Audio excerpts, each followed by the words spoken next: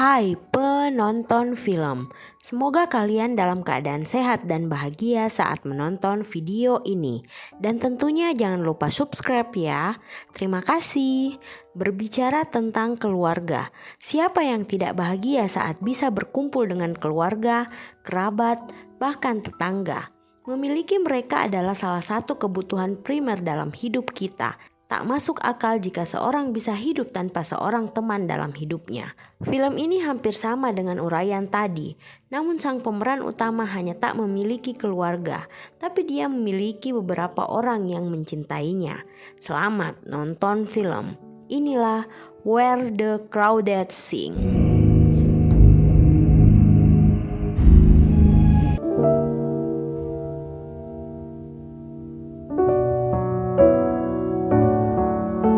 Di awal film, terlihat dua orang bocah tengah bersepeda di tengah hutan. Di sana mereka melihat mayat. Polisi datang menyelidiki kejadian tersebut. Mungkin pria itu tewas karena kecelakaan atau mungkin saja dia terbunuh. Polisi pun menyelidikinya.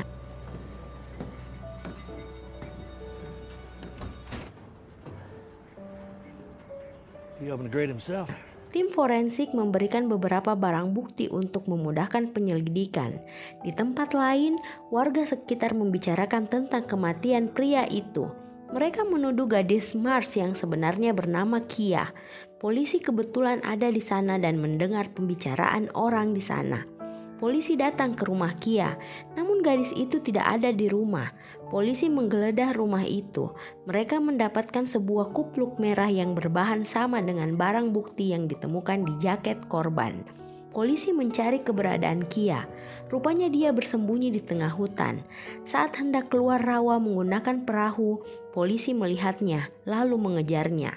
Dia berusaha sekuat tenaga berlari untuk menghindar, namun dia tertangkap.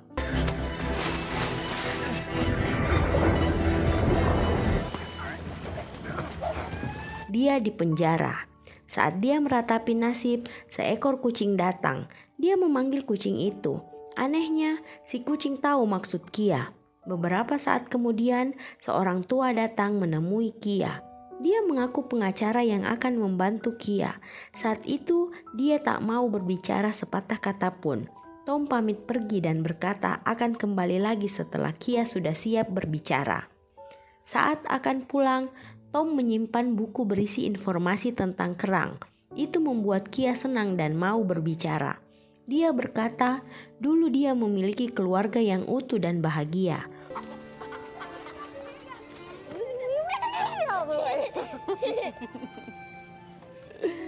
Namun suatu hari, ibu dan kakak-kakaknya harus meninggalkannya karena sudah tidak tahan dengan sikap kasar sang ayah.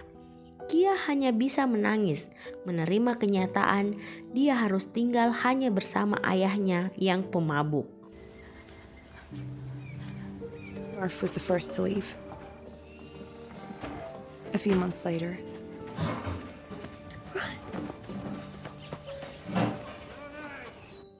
don't let him see you. Fend for yourself. Kia menghibur diri dengan menggunakan perahu mesin mengelilingi rawa. Nampaknya dia tersesat. Untung di sana ada Ted yang sedang memancing. Ted lalu mengantar Kia pulang.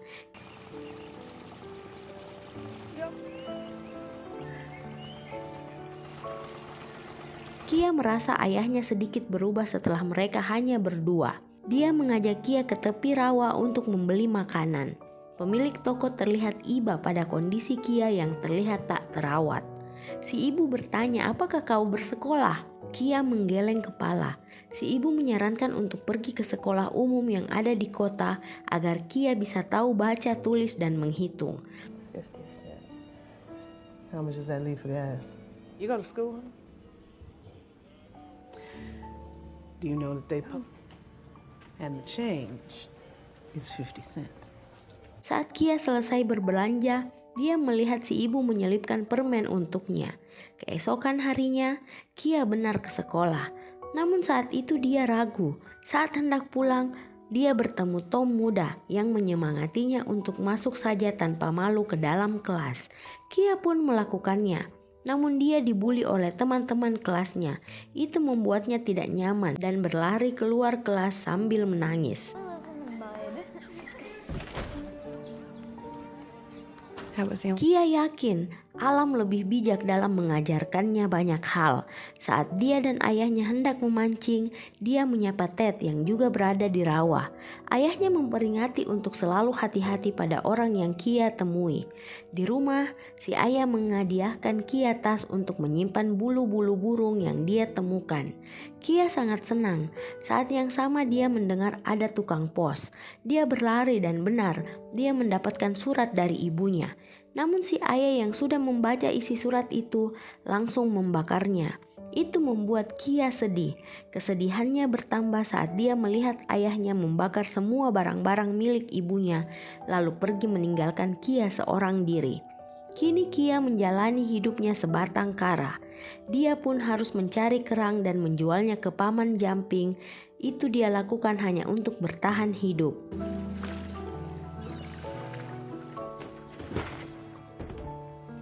Hello, Miss Kyle. Can I, Oh, yeah. Si ibu yang iba melihat kondisi Kia, selalu peduli pada Kia. Dia memberikan Kia pakaian dan sepatu untuk gadis itu pakai. 10 tahun kemudian, kini Kia tumbuh menjadi remaja cantik.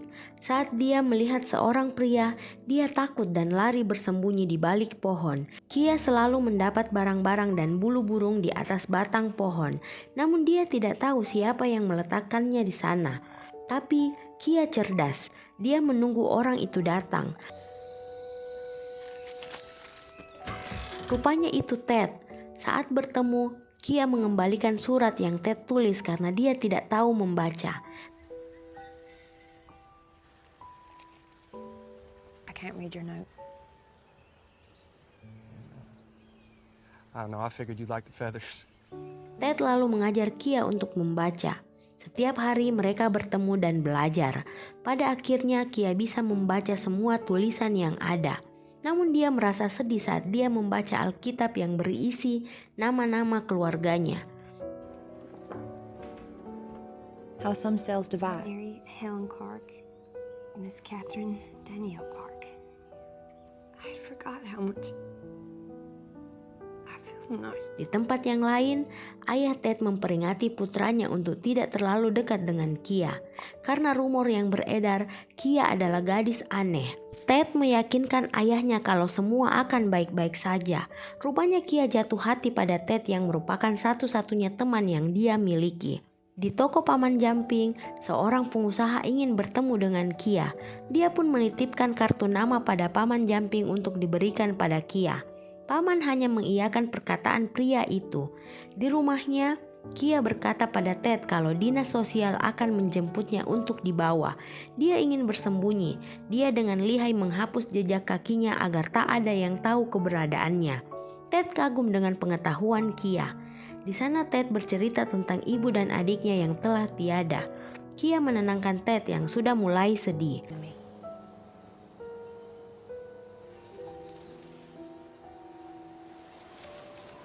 Saat itu ada angin tornado kecil yang membuat beberapa dedaunan kering berputar.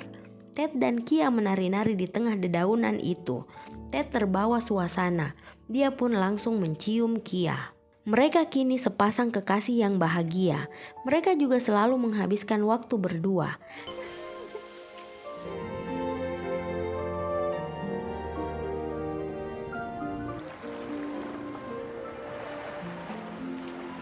Saat Kia ulang tahun, Ted membawakannya kue. Itu membuat gadis itu bahagia.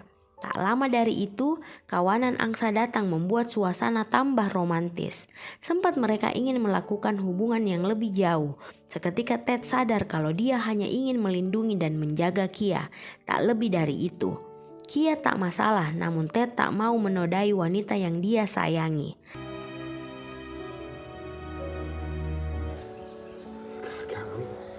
I'm sorry. I'm sorry. Why not?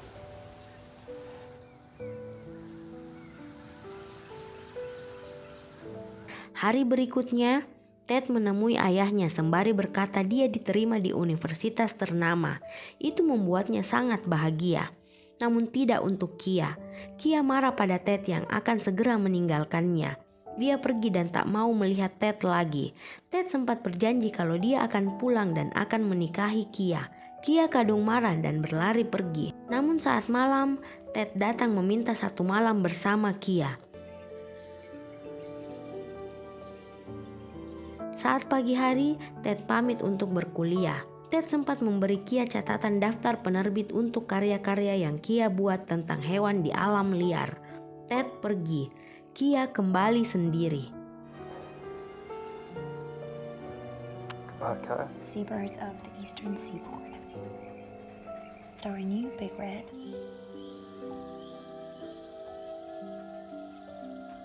Beberapa tahun kemudian, waktunya Ted untuk pulang. Kia pun bersiap-siap dengan berdandan yang cantik, lalu pergi ke tepi rawa. Namun, dari pagi hingga pagi kembali, Ted tak kunjung datang. Itu membuat Kia benar-benar sedih.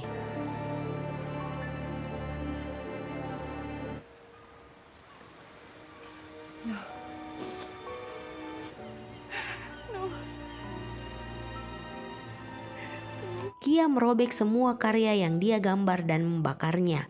Dia mencoba untuk melupakan Ted. Dia kembali menulis dan menggambar hewan-hewan yang dia lihat di tepi rawa saat banyak orang tengah liburan di sana. Saat dia pulang ke rumahnya, dia melihat seseorang memotret lingkungan tempat tinggalnya. Dia pun mengadu pada paman Jumping dan si ibu. Si ibu berkata, "Kau harus memiliki sertifikat tanah agar lahan itu tak diambil oleh orang lain." Kia pun pulang. Saat di luar toko, seorang pria bernama Cash menyapa Kia dan mencoba membantu Kia membawa barang belanjaannya ke perahu.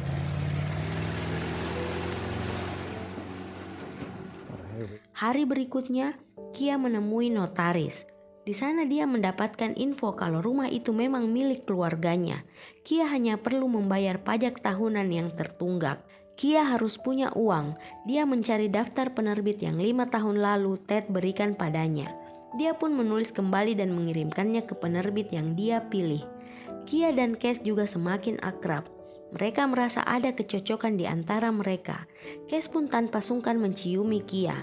Namun saat Cash meminta lebih, Kia pamit untuk pulang.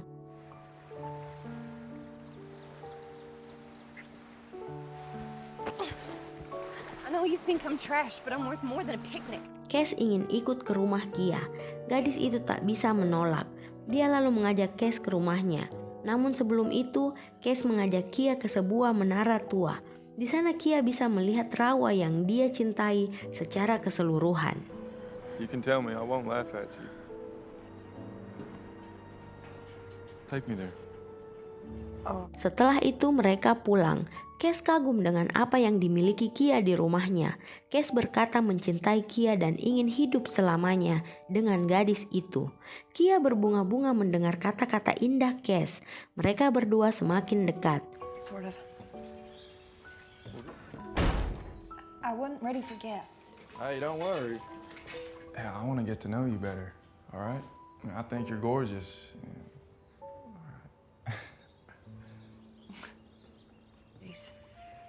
But I was no longer lonely. That seemed enough. Namun Kia sempat ragu pada Cash saat dia melihat orang tua Cash di kota. Cash meyakinkan Kia kalau pada akhirnya orang tuanya akan menerima Kia sebagai pilihannya. Itu membuat Kia luluh dan sedikit tenang. Let's turn to the red. Saat malam hari, Kia membuat kalung dari cangkang kerang yang ditemukan Cash. Keesokan harinya, Kia mendapatkan surat kalau penerbit ingin melihat bukunya.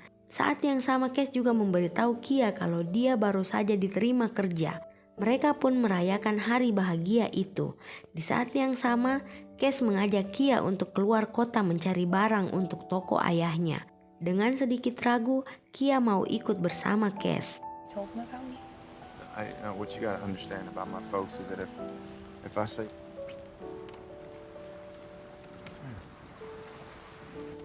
I was thinking you could come celebrate your book and all. It's a 2-day job, so we'll stay the night. Di hotel, Cash dan Kia melakukannya. Kia merasa sakit dan tak nyaman. Itu membuat Cash tidak jadi melakukannya. Cash berkata pada Kia, Jika sering melakukan, nanti tidak akan sakit lagi. Kia agak ragu dengan yang dikatakan Cass.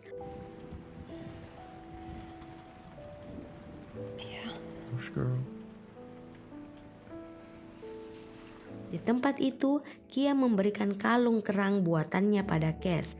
Cass senang mendapatkan hadiah dari kekasihnya itu.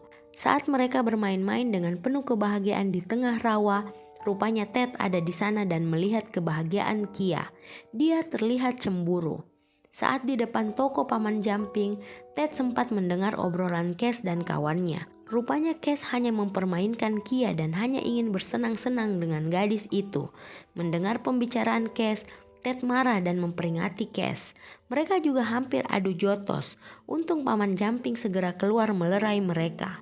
Di rumahnya, Kia melempari Ted dengan batu. Dia tidak ingin lagi bertemu dengan Ted. Ted ingin menjelaskan mengapa dia tak pulang. Dia juga ingin memperingati Kia soal Cass. Namun Kia kadung marah dan tak mau mendengar apa yang Ted katakan. Dia hanya mengambil bulu burung pemberian Ted lalu dia masuk ke rumahnya.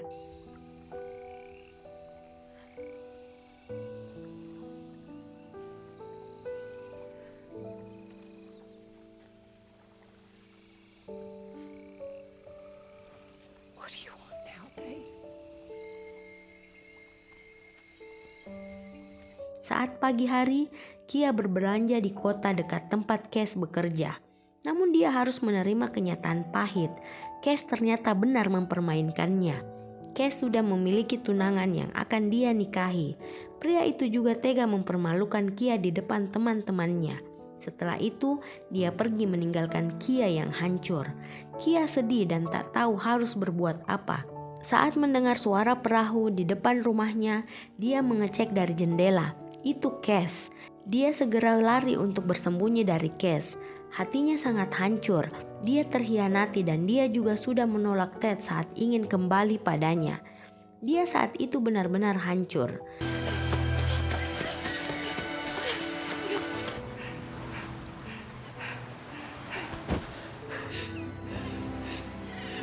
Time. People don't stay. Beberapa hari kemudian, dia mendapatkan paket dari penerbit yang berisikan bukunya. Dia juga menerima cek pembayaran atas karyanya. Dia lalu membayar pajak rumahnya dan membeli beberapa perabot rumah. Beberapa hari kemudian, Jody kakaknya datang menemuinya. Dia ingat Kia saat melihat buku Kia di toko buku. Dia juga menginformasikan kalau ibu mereka sudah tiada. Itu membuat Kia sedih. Namun mereka berdua tetap bahagia karena bisa bertemu kembali. She found me in the army and told me what happened. Yeah, I'd like that. Terlihat Kia menghadiahi si ibu buku ciptaannya. Saat yang sama, Cass datang. Kia memutuskan untuk bersembunyi. Namun saat dia diam-diam hendak keluar toko, Cass melihatnya. Di sana Cass lagi-lagi menghina dan merendahkan Kia. Namun Kia tidak peduli dan langsung pergi. Cass tidak kapok. Dia menemui Kia di pinggir rawa. Di sana lagi-lagi dia menghina Kia. Dia juga menampar Kia yang menolaknya. Tapi Kia tidak tinggal diam. Dia juga menghajar wajah Cass. Di sana Cass yang emosi mencoba untuk memaksa Kia untuk berhubungan. Untung Kia meraih batu dan memukulnya ke kepala Cass hingga pria itu pingsan. Namun ada yang melihat Kia meninggalkan tempat Cass tak berdaya. Saat malam hari, Kia melihat ada perahu mendekat. Dia memungut batu untuk berjaga-jaga. Namun saat dia tahu itu Ted, dia merasa aman. Ted ingin kembali pada Kia. Dia menyesal meninggalkan Kia sendiri. Dia merasa ada yang kurang saat Kia tak ada di sampingnya.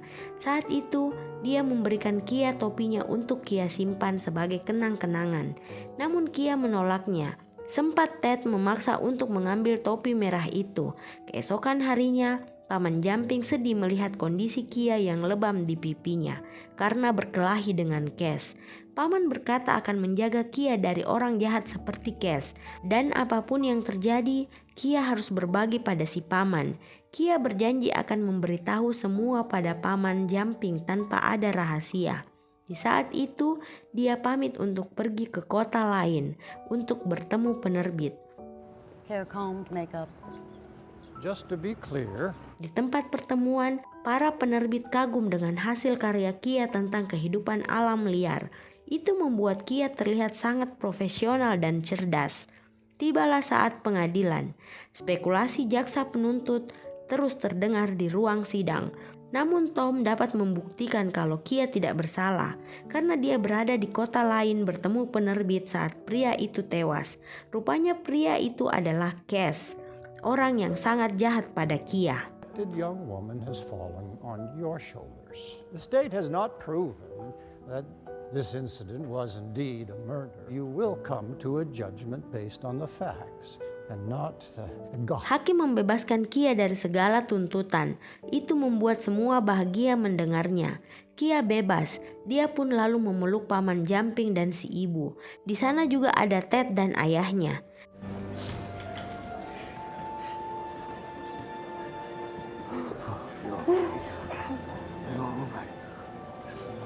Kia nampak masih menolak Ted. Dia meminta Jody untuk mengantarnya pulang. Kia kini kembali ke rumahnya, ke rawa kesayangannya.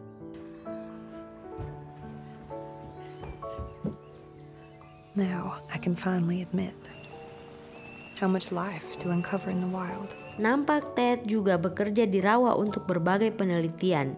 Beberapa saat kemudian, Ted terlihat berlari ke rumah Kia.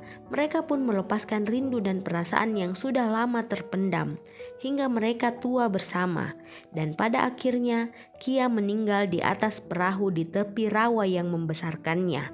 Beberapa saat setelah Kia meninggal, Ted tahu kalau Cass memang tewas di tangan Kia yang berwajah polos. Terima kasih sudah menonton. Jangan lupa like, komen, dan subscribe channel ini. Serta share video-video yang kamu anggap seru ke orang terkasihmu. Selamat nonton film.